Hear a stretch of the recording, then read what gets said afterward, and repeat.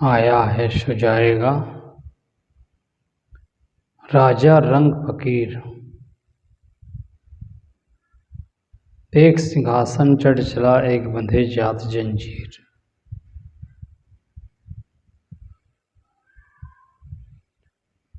जो इस संसार में आया है, जो इस संसार में जन्म लिया है, सबको इस संसार से जाना है। रहने के लिए कोई नहीं आया है। जो भी मनुष्य इस दुनिया में आया है, सबकी अंतिम ख्वाहिश शांति है। जो कुछ भी हम काम कर रहे हैं, शांति के लिए। लेकिन शांति लोगों के भीतर दिखाई नहीं देता। दुख दिखाई देता है।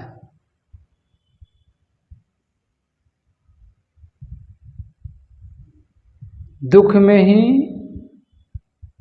पूरा जीवन बिता देता है। पूरा जीवन घाटे का सौदा। सुख कलेश भी दिखाई नहीं देता।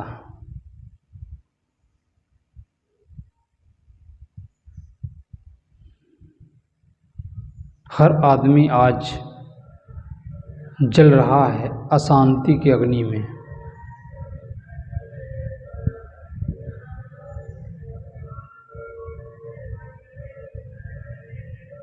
उसी अशांति, उसी दुख को जानने के लिए, उसी दुख से पार जाने के लिए भगवान बुद्ध रात में ही पूरे परिवार को छोड़कर निकल गए।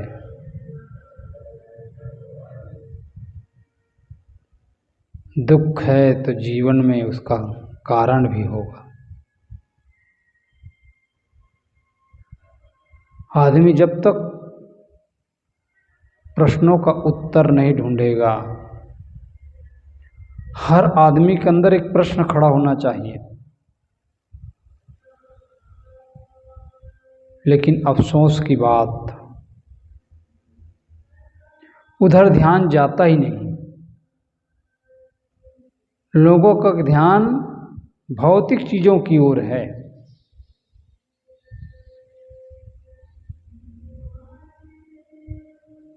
भौतिक चीज इकट्ठा करना चाहते हैं, आध्यात्मिक लाभ लेना नहीं चाहते हैं। आध्यात्मिकता से मुख हमेशा मुड़ा रहता है।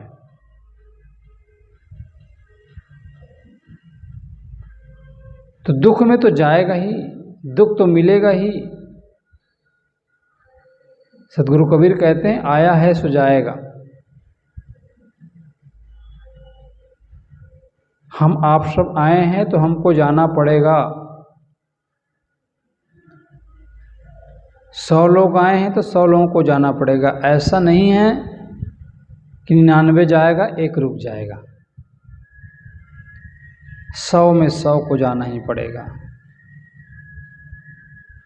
आज नहीं तो कल, चाहे 100 साल के बाद हो, लेकिन जाना पड़ेगा।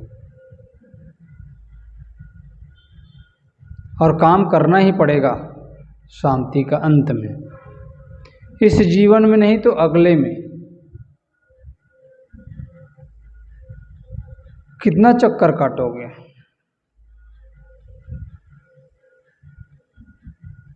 रुकना होगा अंत में। बुद्ध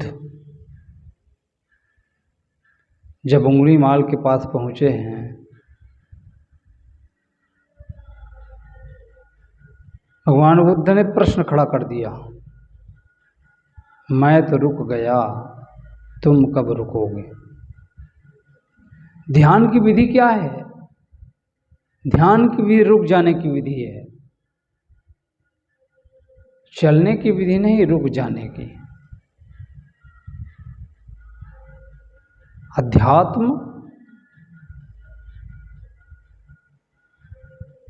अध्यात्म रुक जाने का है, अपने आप में लौट आना।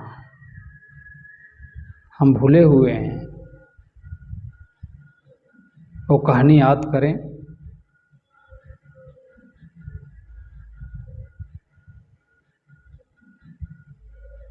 एक मिलिट्री मैन था, घायल अवस्था में पाया गया। इतना शरीर में चोटें थी, घायल अवस्था। वह भूल गया था कि मैं कौन हूँ, कहाँ का रहने वाला हूँ, मेरा गांव कौन सा है, जिला क्या है, देश क्या है, सब भूल गया था। किसी व्यक्ति ने उसको लाया। कुछ लोग दयालु प्रकृति के होते हैं, अपने घर ले आया, सेवा किया, ठीक हो गया।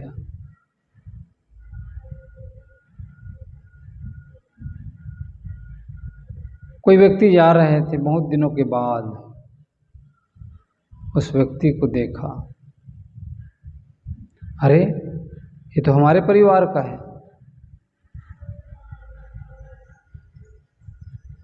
एक और व्यक्ति ने देखा, वह भी दावा करता है, जहाँ रहता था वहाँ पहुँच गया। बोले कि ये हमारे संबंधी हैं। दो व्यक्ति आए, दोनों ने दावा किया।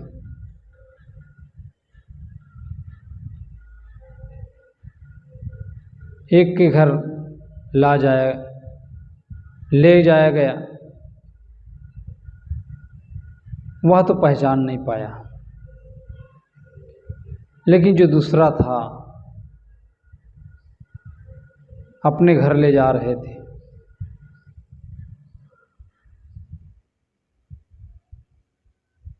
जाते जाते एक गली पड़ी गांव के भीतर। गली को देखा, वह व्यक्ति जो मिलिट्री मैन था, एक घर जाके घुस गया। बताने की आवश्यकता नहीं पड़ी। उसी प्रकार से ध्यान एक ऐसी चीज है जो अपने घर की ओर ले जाता है। अपना घर कहाँ? अपना घर आत्मस्थिति।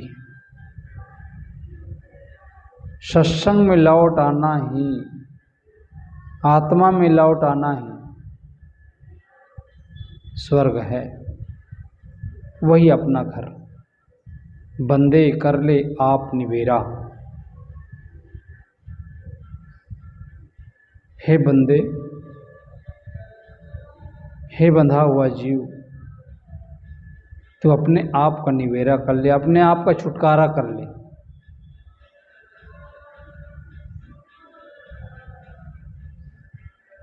सबसे अलग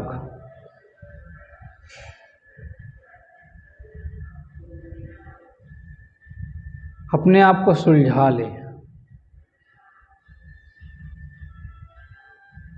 निरंतर अभ्यास।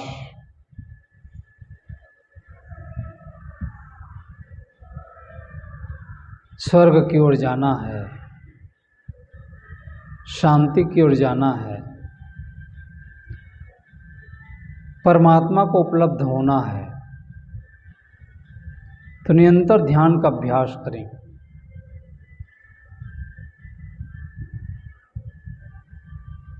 करत करत अभ्यास के जड़मति हो सुजान, रसरी आवत जात ही सील पर होत निशान। निरंतर अभ्यास, निरंतर। तो हम मन को एकाग्र करें, ध्यान की ओर मुड़ें। जो सूत्र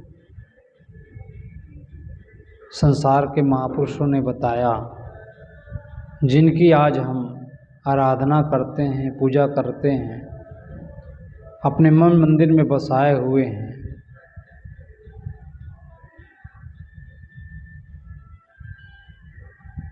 जिसकी प्रेरणा हमें मिलती है,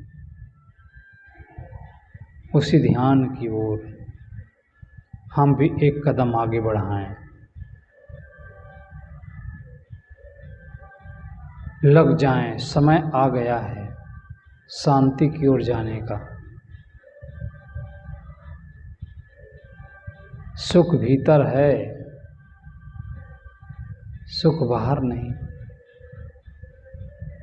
समेटिए अपने मन को। संसार में बहुत चोर हैं,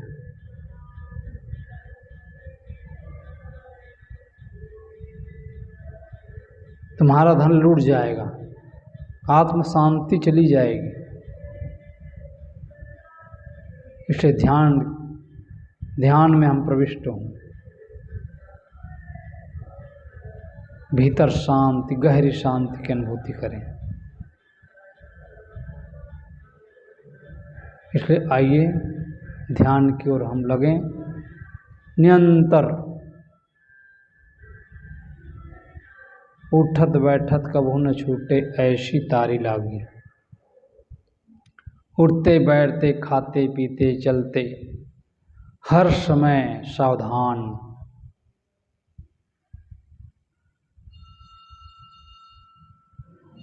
पवित्रमय जीवन जीना है तो मन को शुद्ध करना होगा।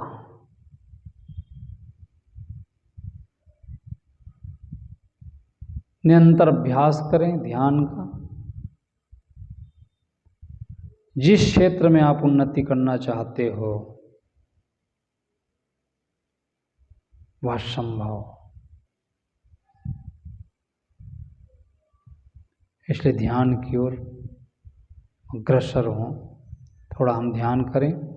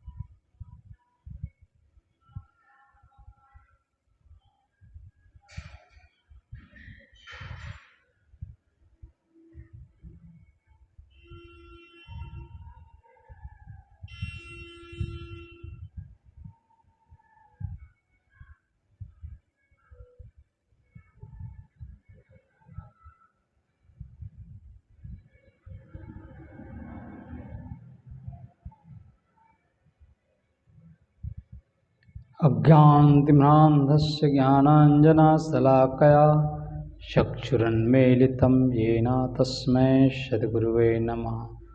ध्यानमूलं गुरुर्मूर्ति, पूजामूलं गुरुपदं, मन्त्रमूलं गुरुर्वाक्यं, मोक्षमूलं गुरुकृपा। गुरुर्देवो गुरुर्धर्मो गुरुर्निष्ठा परं तपः। गुरुः परतरं नास्ति, नास्ति तत्त्वं गुरुः परम्।